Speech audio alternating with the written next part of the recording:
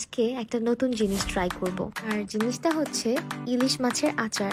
আমি জানি হয়তো আমার মতো অনেকেই এটা প্রথম শুনছেন। আমি নিজেও আমার ফেসবুকের নিউজ ফিডে এই আচারটা দেখে একটু অবাক হয়েছিলাম, কারণ আমি এর আগে কখনোই এই আচারটা ট্রাই করিনি এবং এটার নামও শুনিনি। আর এটা দেখা মাত্রই লোভ সামলাতে না পেরে আমি সারাস অর্গানিক স্টোরে এই আচারটা অর্ডার দিয়ে দিলাম। আর এই আচারটা একমাত্র বাংলাদেশে শুধুমাত্র তারাই তৈরি করে থাকে। তার উপরে আচারটা হচ্ছে একেবারেই হোমমেড আচার।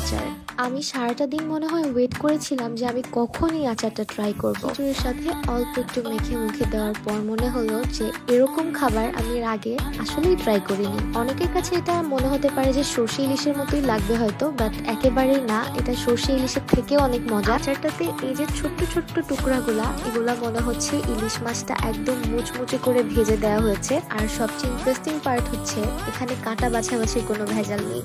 ইলিশ মাছ খেতে আমি অনেক পছন্দ করি, কিন্তু দেখা যায় খাবার শেষ করে লাস্টে আমি মাছটা বেছে আস্তে আস্তে খাই, কারণ কাঁটা বাছতে আমার খুবই বিরক্ত লাগে। আর এই আচারটা এতটাই মজা যে বাসায় যদি খাবারের কোনো কিছুই না থাকে,